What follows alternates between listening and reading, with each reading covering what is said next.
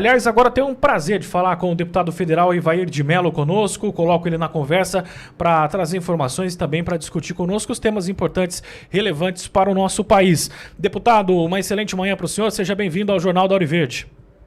Bom dia e boa oportunidade de falar com todo o Brasil pela Hora Verde, pela credibilidade, pela competência, pela agilidade e pela forma objetiva que trata temas que impactam na vida de todos os brasileiros.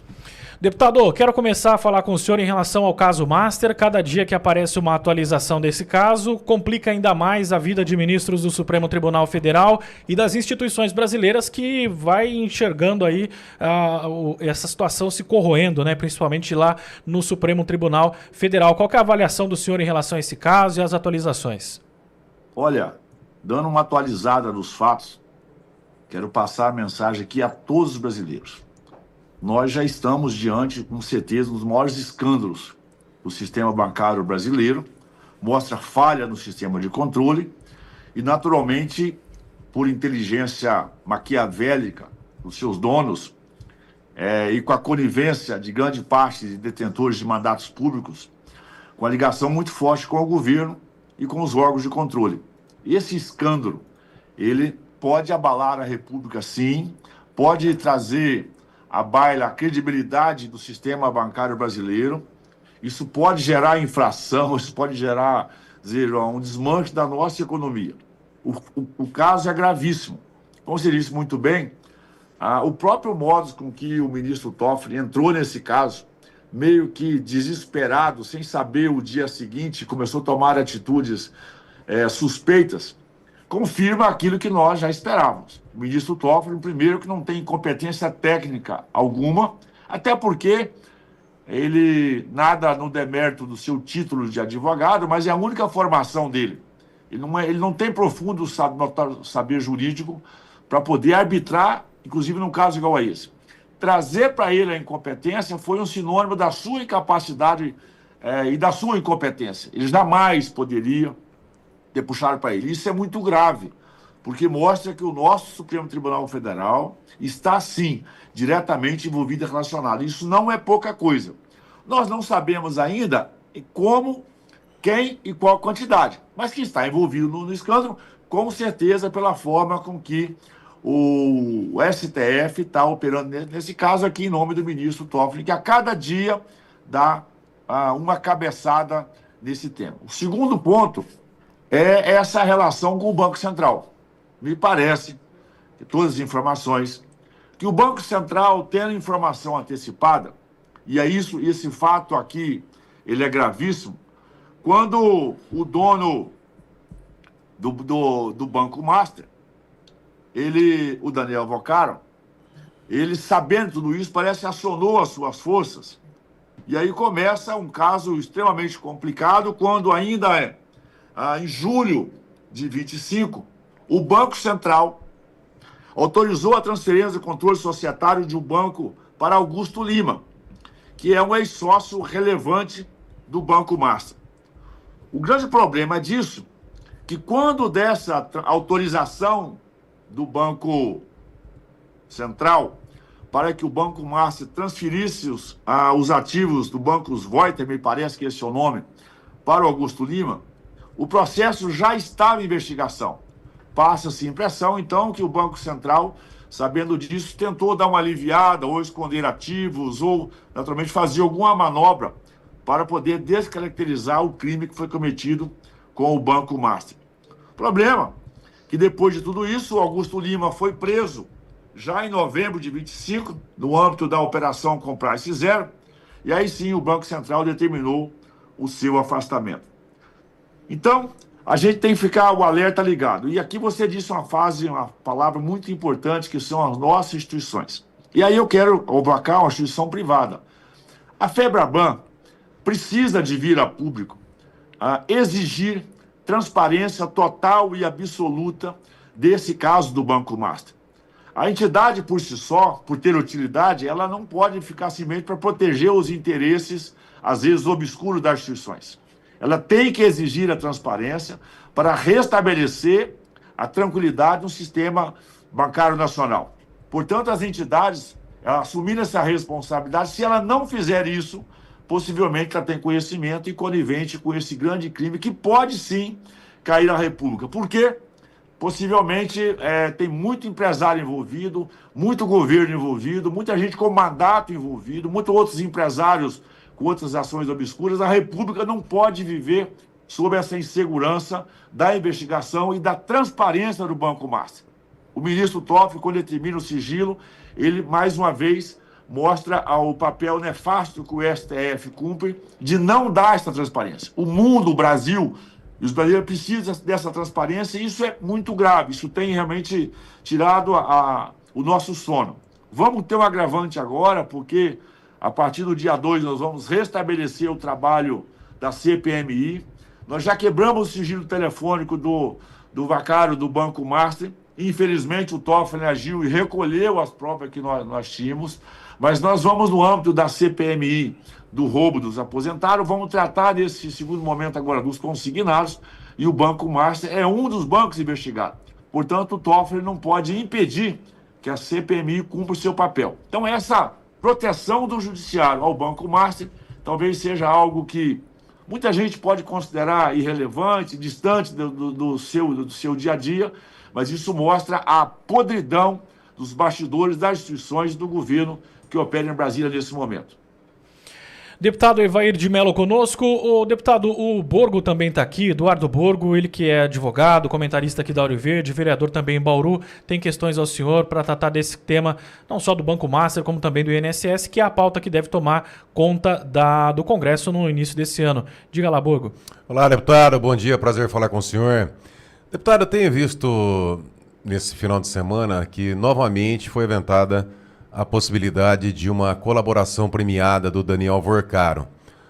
Pelas informações que o senhor tem em Brasília, o senhor acredita que há essa possibilidade mesmo ou é o Daniel Vorcaro mandando um recado para intimidar algumas autoridades em Brasília?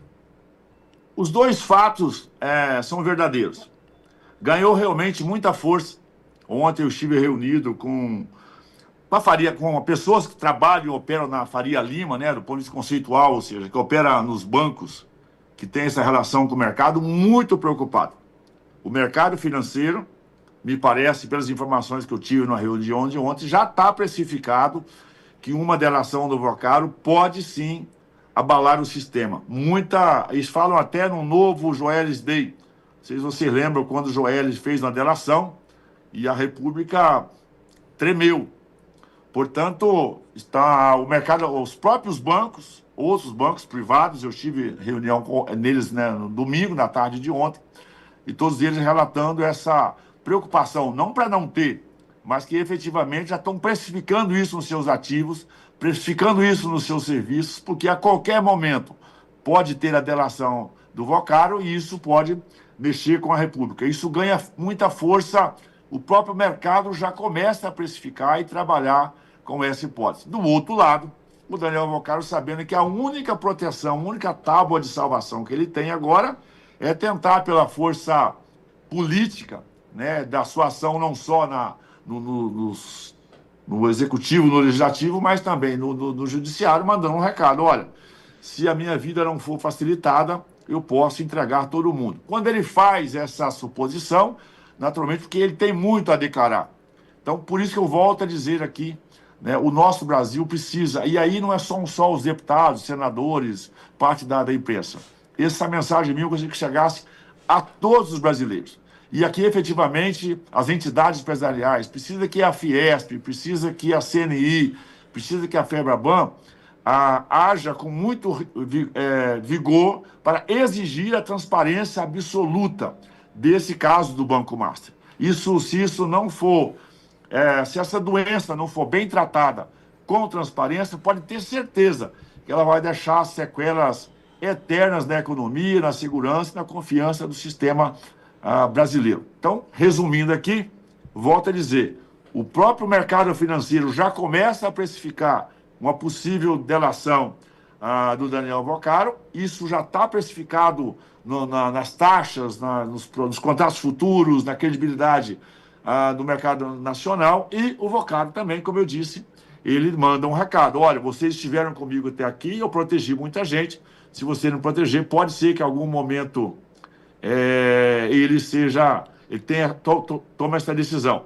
Se o Daniel Valcárcio minimamente tivesse submetido à tortura que está Jair Bolsonaro, com certeza já tinha falado. Mas eu não duvido que ele está bem protegido, está bem alimentado, está tendo um espaço digno, porque parece que o sistema sabe que se ele abrir a boca, o sistema cai. É muito importante a informação que o senhor traz para nós aqui, porque não é como a gente está acostumado, infelizmente, a ver em Brasília, né? Que sai um acordão aqui, o pessoal acerta aqui, deixa de acontecer ali. Nós estamos tratando de interesses econômicos, interesses financeiros altíssimos, né? O fundo garantidor, por exemplo, que ele precisaria para garantir a reversão, né, da sua liquidação, estima-se em torno de 80, 100 bilhões de reais, é onde outros bancos, né, acabaram ajudando nessa poupança, nesse fundo. Então, não é simplesmente um acordo, né? Deixa para lá, põe embaixo do tapete, não.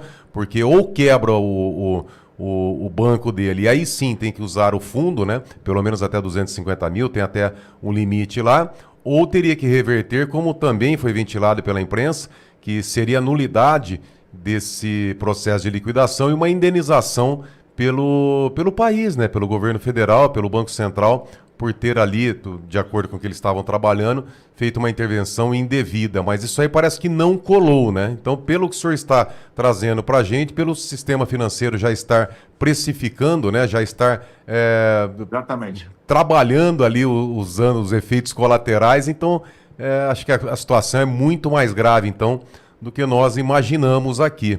Agora, uma outra questão que eu levo ao senhor é a questão da Polícia Federal, porque eles disseram que foi a Débora do Batom que destruiu as instituições, a dona Vildete, o senhorzinho lá que vendia o algodão doce, e colocaram o presidente Bolsonaro, né, como líder desse golpe da Disney, dessa farsa toda que eles inventaram para o regime. Eles seriam, né, a Débora do Batom, o presidente, a dona Vildete lá, o pipoqueiro, eles seriam as pessoas que tentaram destruir as instituições, quando na verdade nós estamos vendo o Toffoli, por exemplo, além do Supremo Tribunal Federal, que ele mancha a imagem do Supremo, ele faz um ataque quase que direto à Polícia Federal, à instituição, quando ele lacra as provas e não dá acesso à Polícia Federal para a análise dessas provas.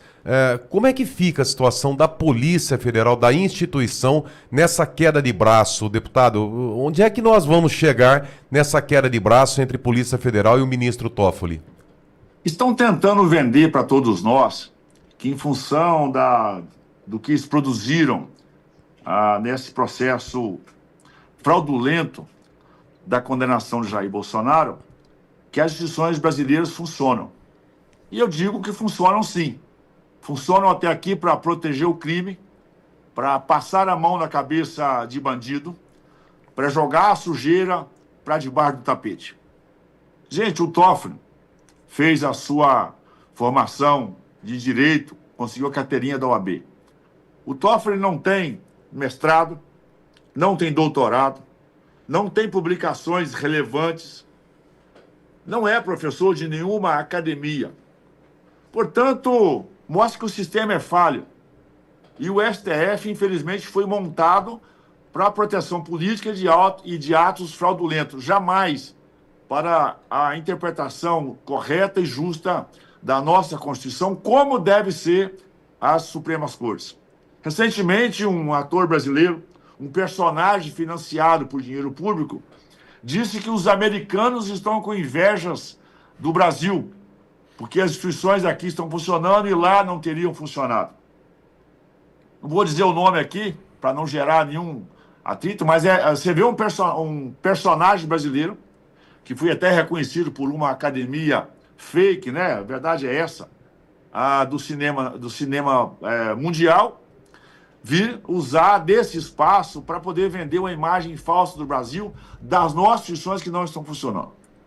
A Polícia Federal precisa de, vamos dizer assim, voltar para a caixinha. É uma expressão que a gente volta com assim, voltar às suas origens, à razão da sua existência, repensar protocolos de procedimentos, e em algum momento falar não aos governos para que ela possa ter, possa restabelecer a credibilidade que ela sempre teve, a confiança, ou seja, quando a Polícia Federal entra num caso, esse caso é sério, é importante e ter a certeza que ela vai assumir consequências, até porque ela tem ferramentas para poder investigar. Mas, pelo que está noticiado até aqui, muitas dessas ferramentas para investigar, aprender e punir estão sendo usadas como informação privilegiada para antecipar e proteger um sistema. É lamentável. Então, você tem um STF em muitos temas desqualificado, e aí a culpa não é do Toffoli, a culpa não é do Alexandre de Moraes, a culpa não é da Carmen Lúcia ou de outro magistrado qualquer. A culpa é do sistema e do modelo da condução dessas pessoas. Volto a dizer, a Polícia Federal precisa, ao meu modesto juízo, de um parlamentar do terceiro mandato, nós temos considerações respeitosas, né, a Polícia Federal, ações que realmente foi extremamente importante. Agora, ela tem que voltar a ser exclusivamente uma polícia de Estado e não uma polícia de governo, porque o resultado parece que é catastrófico. E assim vai, não só as instituições públicas. Vou voltar aqui no tema que eu tratei. Instituições como a CNI, como a Fiesp, como a FEBRABAN e tantas outras instituições do ramo empresarial, eu tenho cobrado para que se manifestem, se posicionem, porque se esse câncer não for curado, câncer no início tem cura. Se esse câncer não for curado, não for medicado, não for tratado e não for curado, ele vai se espalhar por todo o corpo. E aí não tem volta mais. A gente sabe que se não cuidar no período inicial, depois ele leva à morte. Então, esse câncer ainda é uma célula localizada, mesmo que ela já tenha já comprometeu outros órgãos, mas dá tempo ainda de fazer uma boa cirurgia, de fazer um bom tratamento, para que possamos interceptar o crescimento desse câncer e que possa atingir já direto, objetivamente, a credibilidade, o mercado de juros, de confiança e, mais uma vez, jogar para debaixo do tapete a credibilidade das nossas instituições.